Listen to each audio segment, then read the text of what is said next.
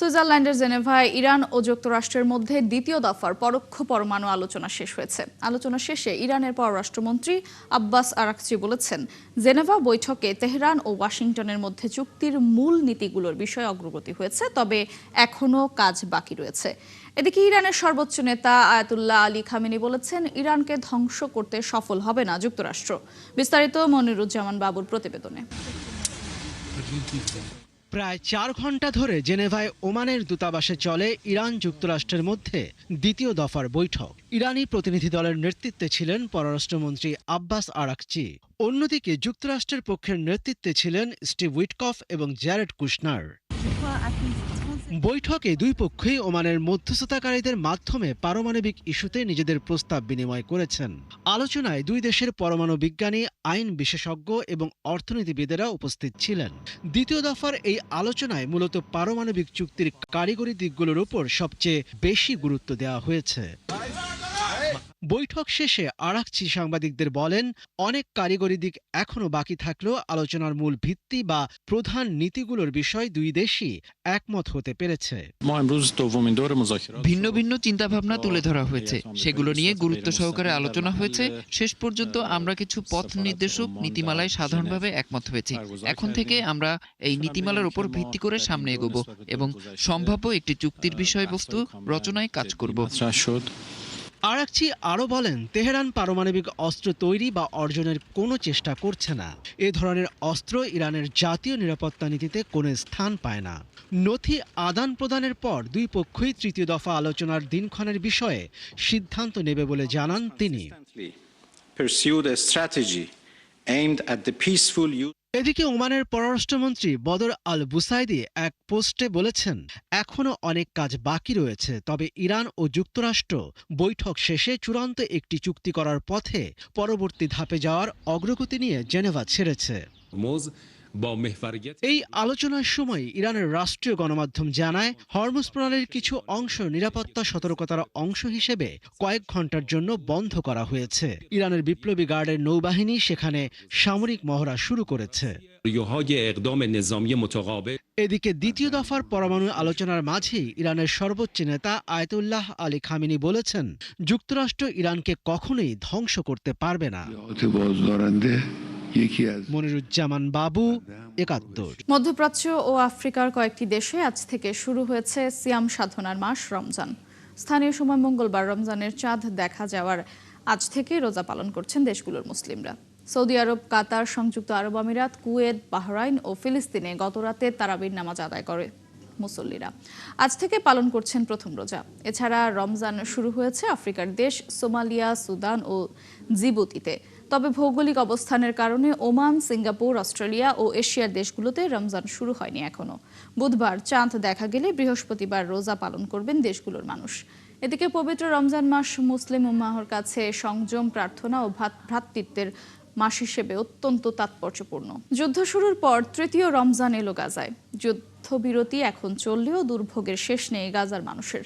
তবুও সৃষ্টিকর্তার সন্তুষ্টি লাভের আশায় সাধ্যের সবটুকু দিয়ে রমজান পালনের প্রস্তুতি নিয়েছেন গাজার মানুষ। শুরু করেছেন সিয়াম সাধনা। রমজান পালন করছেন পশ্চিম তীর ও জেরুজালেমের মানুষও। আরও জানাচ্ছেন অরিসুল ইসলাম।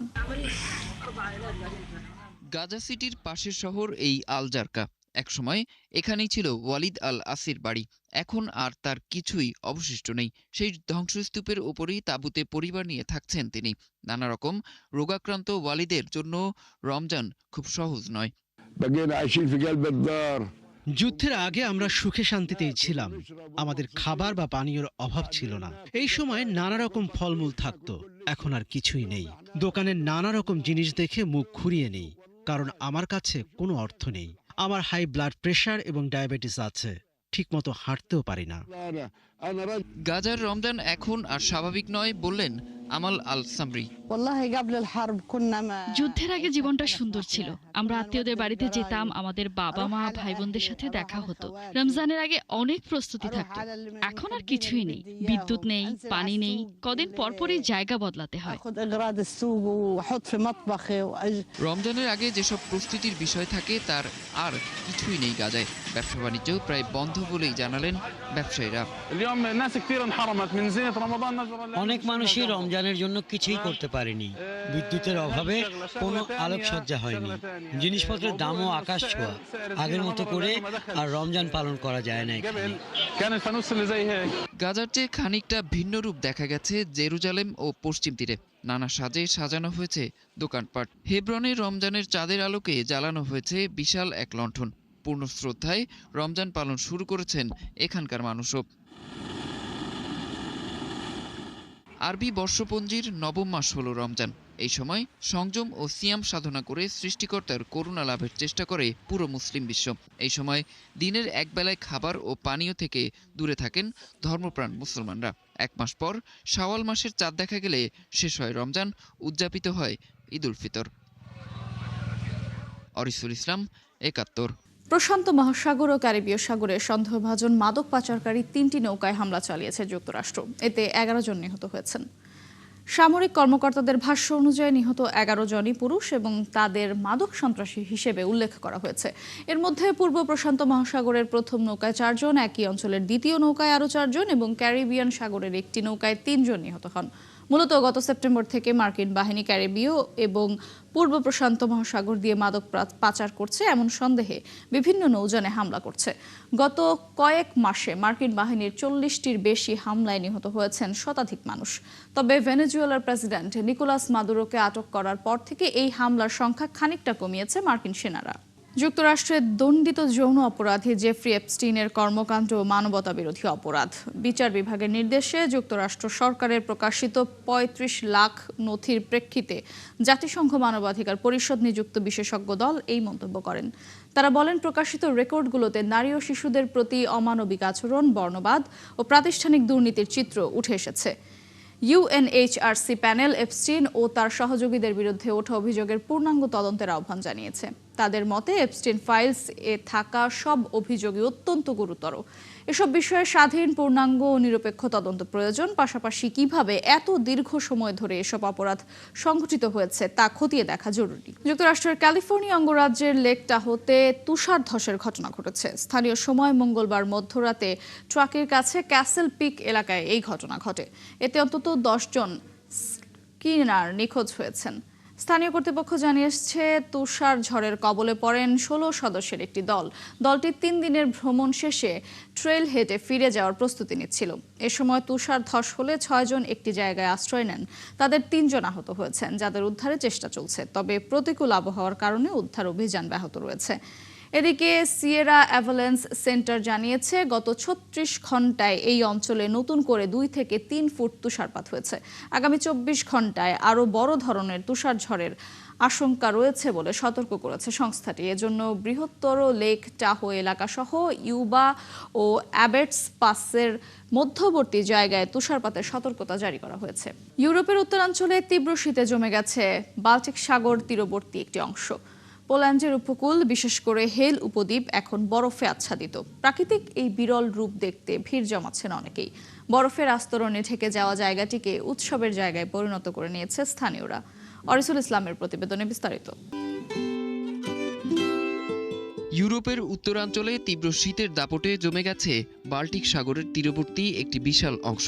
পোল্যান্ডের উপকূলবর্তী এলাকা, বিশেষ করে হেল উপদ্বীপের চারপাশ এখন বরফে ঢেকে রয়েছে। টানা কয়েকদিনের 0 ডিগ্রির নিচে তাপমাত্রা সমুদ্রের পানিকে ঢেকে দিয়েছে বিশাল বরফের চাদরে। ড্রোন ফুটেজে দেখা যায় সমুদ্রের পানি এখন সাদা বরফে রূপ নিয়েছে। স্বাভাবিক সময়ে যেখানে ঢেউ আছড়ে পড়ে, সেখানে এখন কেবল জমাট বরফ আর তুষারের স্তর। উপকূলের হারবারগুলোতে নোঙর করা মাছ ধরা নৌকাগুলো বরফের মধ্যে আটকে আছে। এতে সৈকতে দেখা মিলছে ভিন্ন আরেক দৃশ্যের। স্থানীয় বাসিন্দা ও দর্শনার্থীরা বরফে ঢাকা সমুদ্র তটে হাঁটাহাঁটি করছেন, উপভোগ করছেন বিরল এই প্রাকৃতিক রূপ। কেউ কেউ আবার জমাট বাঁধা সমুদ্র পৃষ্ঠকে ব্যবহার করছেন কাইট স্কেটিং এর জন্য।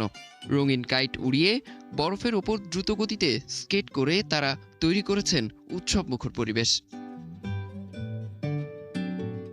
বিশেষজ্ঞরা বলছেন, বাল্টিক সাগরের পানিতে লবণাক্ততার মাত্রা তুলনামূলক কম হওয়ায় তীব্র শীতে এটি জমে যেতে পারে, তবে এমন দৃশ্য খুব ঘন ঘন দেখা যায় না। শীতের তীব্রতার মাঝেও বরফে মোড়া সমুদ্র এখন যেন এক অনন্য আকর্ষণ। তাই প্রকৃতির এই বিরল রূপ দেখতে ভিড় জমাচ্ছেন অনেকে। অরিসুল ইসলাম, ৭১। 5টি মামলায় আগাম জামিনের মেয়াদ বেড়েছে পাকিস্তানের সাবেক প্রধানমন্ত্রী ও পিটিআই চেয়ারম্যান ইমরান খানের। পাকিস্তানের একটি জেলা ও দায়রা আদালত এই জামিন মঞ্জুর করেন। এদিকে কারাগারে থাকা ইমরান খানের শারীরিক অবস্থার অবনতির আশঙ্কা প্রকাশ করেছেন তার 2 ছেলে। যে 5টি মামলায় আগাম জামিন দেওয়া হয়েছে তার মধ্যে সাবেক মন্ত্রী মোহসিন শাহনওয়াজ রাঞ্ঝাকে হত্যা চেষ্টার অভিযোগও রয়েছে। শুনানির পর বিচারক মোহাম্মদ আফজাল মাজোকা এই নির্দেশ দেন। 18 ফেব্রুয়ারি পর্যন্ত ইমরান খান আগাম জামিন মঞ্জুর করা হয়েছে। এদিকে কারাগারে থাকা ইমরান খানের শারীরিক অবস্থার অবনতির আশঙ্কা প্রকাশ করেছেন তার 2 ছেলে। তারা বাবার সঙ্গে দেখা করার অনুমতি চেয়ে পাকিস্তান কর্তৃপক্ষের প্রতি আহ্বান জানিয়েছেন। গত সপ্তাহে পাকিস্তানের ইমরান খানের আইনজীবী জানান, হেফাজতে থাকার সময় ইমরান খানের ডান চোখের দৃষ্টিশক্তি উল্লেখযোগ্যভাবে কমে গেছে। তবে গত সোমবার একটি মেডিকেল বোর্ড জানায় চিকিৎসার পর তার দৃষ্টিশক্তির উন্নতি হয়েছে। রাশিয়ার রাজধানী মস্কোতে বর্ণাঢ্য আয়োজনে শুরু হয়েছে চীনা নববর্ষ উদযাপন। ঐতিহ্যবাহী সিংহ নাচ, লাল সোনালী লণ্ঠন আর সাংস্কৃতিক পরিবেশনায় মুখর হয়ে উঠেছে শহর। শুধু উৎসবই নয়, এই আয়োজনকে ঘিরে রাশিয়া চীনের বাড়তে থাকা সাংস্কৃতিক ও কূটনৈতিক সম্পর্ক নতুন করে আলোচনায় এসেছে। বিস্তারিত জানাচ্ছেন চৈতি সরোয়ার। রাশিয়ার রাজধানী মস্কোতে বর্ণাঢ্য আয়োজনে শুরু হয়েছে চীনা নববর্ষ উদযাপন। সোমবার শহরের কেন্দ্রে ঐতিহ্যবাহী সিংহ নৃত্য, লাল সোনালী লণ্ঠন আর চীনা পণ্যের বিশেষ বাজারের মধ্য দিয়ে উৎসবের উদ্বোধন হয়। চীনা নববর্ষ, যা স্প্রিং ফেস্টিভ্যাল নামেও পরিচিত, চীনা চান্দ্রপঞ্জিকা অনুযায়ী নতুন বছরের সূচনা। সাধারণত জানুয়ারির শেষ থেকে ফেব্রুয়ারির মাঝামাঝি সময়ে এই উৎসব শুরু হয় এবং চলে প্রায় 15 দিন। এ সময় পরিবারগুলো একত্রিত হয়, বিশেষ খাবার পরিবেশন করা হয়, শিশুদের লালখামে উপহার দেওয়া হয় এবং আতশবাজি ও ড্রাগন সিংহ নাচের মাধ্যমে অশুভ শক্তি দূর করার প্রতীকী আয়োজন করা হয়। মস্কোতে আয়োজিত উৎসবে ছিল ঐতিহ্যবাহী চীনা সঙ্গীত পরিবেশনা, ক্যালিগ্রাফি প্রদর্শনী এবং দর্শনার্থীদের জন্য খাবারের ব্যবস্থা। তুষার ঢাকা প্রাঙ্গণে লাল সোনালী আলোকসজ্জা যেন চীনের উৎসবের আবহই তুলে ধরে। মস্কোতে চীনা জনগোষ্ঠী তুলনামূলকভাবে ছোট হলেও চীনা সংস্কৃতির প্রতি রুশদের আগ্রহ দিন দিন বাড়ছে। ইউক্রেন যুদ্ধকে কেন্দ্র করে পশ্চিমাদের সাথে সম্পর্কের টানাপোড়েনের প্রেক্ষাপটে রাশিয়া চীন সম্পর্ক আরও ঘনিষ্ঠ হচ্ছে বলেও মনে করছেন অনেকে। দুই দেশের মধ্যে বাণিজ্য, জ্বালানি ও সাংস্কৃতিক সহযোগিতা সাম্প্রতিক বছরগুলোতে উল্লেখযোগ্যভাবে বৃদ্ধি পেয়েছে। এটি দারুণ একটি আয়োজন। মস্কোতে এটি 3য় বছর হচ্ছে আর প্রতি বছরই আরো সুন্দর হচ্ছে। এমন উৎসব মিস করা অসম্ভব। রং আর আলোয় ভরপুর এই আয়োজন আমাদের খুব ভালো লেগেছে। আমি আমার দেশ থেকে এখন অনেক দূরে, কিন্তু এখানে এসে মনে হচ্ছে আমি চীনেই আছি। রাশিয়া ও চীনের সম্পর্ক আরো এমন সাংস্কৃতিক আয়োজন কেবল বিনোদনই নয়, বরং কূটনৈতিক সম্পর্ক জোরদারেও ভূমিকা রাখে বলে মত সংশ্লিষ্টদের। বহু সাংস্কৃতিক এই আয়োজন মস্কোবাসীর কাছে নতুন মাত্রা যোগ করেছে আর দুই দেশের বন্ধুত্বে দিয়েছে উৎসবের রং। চৈতি সরোয়ার, ৭১। এই ছিল এখনকার আয়োজনে। বিশ্বের আরো নতুন কিছু খবর ও বিশ্লেষণ নিয়ে আবারও হাজির হবে বিশ্বযোগ। চোখ রাখুন ৭১-এর ফেসবুক পেজে এবং সাবস্ক্রাইব করুন ৭১-এর ইউটিউব চ্যানেল। ৭১-এর সাথেই থাকুন।